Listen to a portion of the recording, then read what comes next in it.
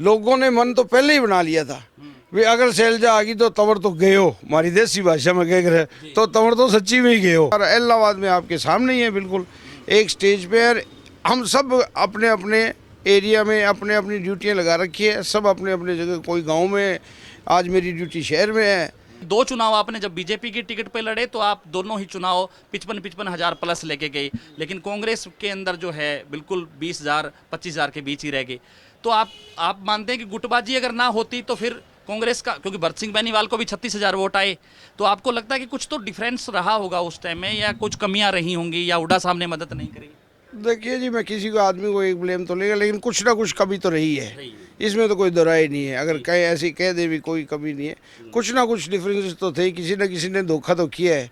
कांग्रेसी होके भी कांग्रेस को वोट नहीं दिए, मैं तो यही कह सकता हूँ, और तो क्या कह सकता हूँ। न्यू दुर्गा ज्वेलर्स सिरसा, खारिया वाले प्रभुजी सोनी व पीली मंदोरी वाले सज्जन सोनी का भारत सरकार द्वारा मान्यता प्राप्त मशहूर hallmark jewellery showroom new Durga jewellers, Parshuram Chowk, Sirsa. अधिक जानकारी के लिए संपर्क करें 9813932001 या 9466697217।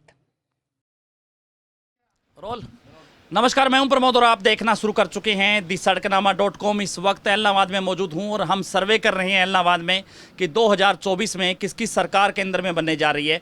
और इस दौरान हमें कांग्रेस नेता पवन बेनीवाल है, इनसे मुलाकात हो गई। एक कपड़े का शोरूम है जहां पे वोट की अपील करने के लिए आए हैं। काफ़ी जो लोग हैं आसपास के व्यापारी हैं। सर, व्यापारी लोग ही हैं सारे? हाँ जी, बिल्कुल व्यापारी लोग हैं। कपड़ा व्यापारी? हाँ, कपड़ा व्यापारी। पवन जी, बहुत बहुत स्वागत आपका। धन्यवाद जी आपका। तो आज कैसे इलाहाबाद में आप वर्क जो है व्यापारी है उनसे बातचीत कर रहे हो, क्या कुछ लग रहा है आपको इस चुनाव को लेकर? बहुत अच्छा माहौल है जी कांग्रेस के प्रति। ये सब व्यापारी भाई है, सब अलग अलग पार्टियों से थे, लेकिन अब सारे इकट्ठे होके आज सब ने मेरे को, इनफैक्ट मैं आया था तो इकट्ठे थे, मैं चलो इनके पास बैठ गया। तो अभी बस 10 ही मिनट हुए मेरे को आए। सब कह रहे हैं बहुत अच्छा माहौल है और खूब खुल के वोट देंगे। तो आपको क्या लग रहा है कि ये सिरसा लोकसभा मुकाबला बराबर का है, या कांटे की टक्कर है, या एक तरफा चुनाव है? कैसे, मतलब सेंटीमेंट क्या है पूरे चुनाव का? एक तरफा चुनाव है जी। असल बात तो ये एक तरफा है, कुमारी शैलजा जी की तरफ ये चुनाव झुक चुका है, पलड़ा बहुत डिफरेंस आ गया, एक बड़ा डिफरेंस, बहुत बड़े मार्जिन से बहन शैलजा जी जीतने वाली है। ये कोई इसलिए नहीं कर रहा भी मैं कांग्रेसी हूँ, सच्चाई है। और आप तो सर्वे भी कर रहे हो, आप पत्रकार हो, आपने देखा आज उनका रोड शो भी देखा होगा। जो बसें भेज के एक गांव में बसें भेज के 3-4 हज़ार आदमी इकट्ठे किए हैं, और जिसमें सीएम आया होगा तो 1,500-2 हज़ार तो कर्मचारी होंगे। अंदाजा लगा लो कितना इकट्ठा है, कितना इकट्ठा किया है उन्होंने। तो लोग विरोधी हैं, वो ये कह रहे हैं कि कुमारी शैलजा है वो 26 साल बाद आई, सिरसा की याद उनको क्यों आई, उनका सिरसा में घर नहीं है। तंवर भी का भी बयान आया कि वो उनका पता बता दे, उनका घर नहीं है। तो ये आपको लगता है कि ये दो चीज़ें हैं, वो कोई हो सकता है नुकसान डाल दे या फ़ायदा हो जाएगा? नहीं जी, कुमारी शैलजा जी को और जो उनके फादर साहब हैं चौधरी दलबीर सिंह जी को ये इलाका पुराने टाइम से अपना मान चुके हैं। उनके फादर साहब यहाँ से शायद 4 बार ही MP रह चुके हैं, 3 बार या 4 बार, 4 बार लड़ चुके हैं, 3 बार रह चुके हैं। और बहन जी खुद 2 बार लड़ चुकी हैं, इसमें से 2 बार रही है, एक बार जीती है, एक बार हार गई थी शायद। 2 बार रही हैं? 2 बार रही है, एक बार हार गए थे, एक बार हार। तो ये कोई नया नहीं है उनके लिए ये एरिया। और ये जो टिकट दी गई है ये लोगों की डिमांड पे दी गई थी। अगर बहन जी चाहते तो अम्बाला से भी लड़ सकते थे, जहाँ उनका जी करता, अम्बाला, सिरसा, मिल्की, जो वो चूज़ करते। लेकिन हाई कमांड ने सर्वे करवा के लोगों की डिमांड पे उनको यहाँ भेजा गया है। लोगों ने मन तो पहले ही बना लिया था वे अगर शैलजा आ गई तो तंवर तो गए हो, हमारी देसी भाषा में कह रहे तो तंवर तो सच्ची में ही गए हो, और बड़े मार्जिन गए हो। तो अभी इलाहाबाद में जो तीनों ही, मतलब आप वैसे तो एक ही परिवार के हैं, लेकिन राजनीतिक जो है ये कहेंगे दुर्विरोधी, भरत सिंह बेनीवाल से आपका रहा, आपने आमने सामने चुनाव लड़े। अब संतोष बेनीवाल है क्योंकि वो भी टिकट मांग रही थी, लेकिन एक मंच पे कल मैंने स्टोरी भी करी कि एक ही सोफे पे तीनों नेता हैं वो बैठे थे। क्या लग रहा है, ये संकेत है कि कांग्रेस एकजुट है? बिल्कुल जी, कांग्रेस आज के दिन सारे हरियाणा में एकजुट है, और हरियाणा में क्या सारे हिंदुस्तान में ही एकजुट है, और हरियाणा में खास करके, और इलाहाबाद में आपके सामने ही है, बिल्कुल एक स्टेज पे हम सब अपने अपने एरिया में अपने अपनी ड्यूटियां लगा रखी है, सब अपने अपने जगह, कोई गांव में, आज मेरी ड्यूटी शहर में है, वो कोई किसी तरफ लगी हुई है, किसी की एलनाबाद एरिया में लगी हुई है, किसी की पुराने 45 एरिया में लगी हुई है, जो पुराना दड़बाल का कहलाता है उस एरिया में लगी हुई है। कल को हो सकता है उनकी यहाँ ड्यूटी लग जाए, मेरी वहाँ लग जाए। ये तो जो जहाँ पे गुटबाजी नहीं है आप नहीं, बिल्कुल नहीं है मोहन जी। आपने जब चुनाव लड़ा तो कुमारी शैलजा हैं वो घर घर गांव गांव में गई, मतलब इस साइड जो है चुनाव प्रचार बंद हो रहा था, उसके बावजूद भी आपके साथ जो है मतलब डोर टू डोर उन्होंने वोट मांगे। कमियां आपको क्या लग रहा है कि कहाँ रही?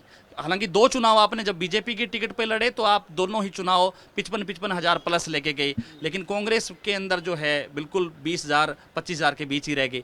तो आप मानते हैं कि गुटबाजी अगर ना होती तो फिर कांग्रेस का, क्योंकि भरत सिंह बेनीवाल को भी 36,000 वोट आए, तो आपको लगता है कि कुछ तो डिफरेंस रहा होगा उस टाइम में, या कुछ कमियां रही होंगी, या हुड्डा साहब ने मदद नहीं करी?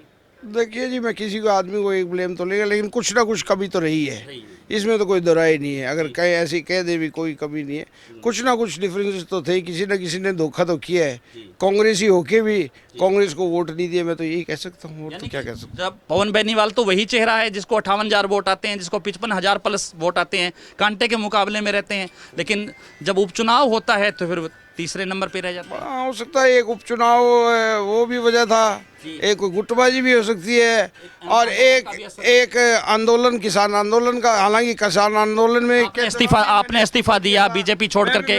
मैं भी राज का ठाट ले सकता था, और अभय सिंह ने एमएलए से दिया, तो ये भी एक बड़ा कारण हो सकता है।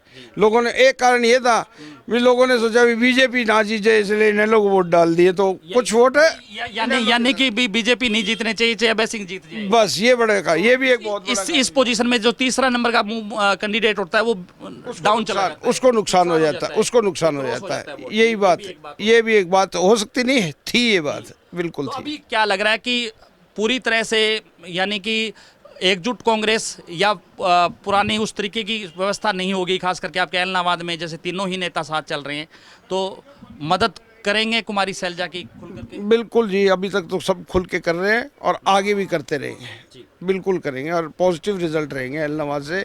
आप आश्चर्य न माने, 9 के 9 हल्कों में सबसे अच्छा रिजल्ट एलनाबाद का रह सकता है। धन्यवाद। हमारे साथ जुड़े पवन बेनीवाल, जिन्होंने दावा किया है कि कांग्रेस 9 विधानसभा क्षेत्रों में जीतेगी और सबसे ज़्यादा मार्जिन है वो एलनाबाद का रहने वाला है। और आज एलनाबाद में जो कपड़ा व्यापारी है उनसे भी मिले हैं, हम उनसे भी चर्चा कर लेते हैं। सर, क्या कुछ रहने वाला है एलनाबाद में? जी, एलनाबाद में बहन कुमारी शैलजा का एक तरफा माहौल है जी। कम से कम अगर आप मानो तो कम से कम 2 लाख वोटों से ऊपर जीतेंगी एलनाबाद। हाँ, यानी लोकसभा नहीं, लोकसभा क्षेत्र से एलनाबाद प्रॉपर से मुझे लगता है भी 5,000 की लीड करेंगी। 5,000 की लीड। हाँ, एलनाबाद लोकल से, शहर से। तो शैलजा जी तो लोगों के यहाँ दिल में बसी हुई है, ऐसा नहीं है भी। तंवर जी के आने के बाद बिना शैलजा जी के डिक्लेयर हुए नाम वैसे ही पहले चल पड़ा था कि बहन शैलजा जी अगर आ गई तो जीत जाएंगी, और वो एक तरफा माहौल ही बन गया है। धन्यवाद। तो ज़्यादा से ज़्यादा इस वीडियो को आप शेयर जरूर कर दीजिए और कमेंट सेक्शन में आप अपनी राय जरूर दीजिए कि इस पूरी वीडियो को लेकर के आप क्या सोचते हैं। बहुत बहुत शुक्रिया।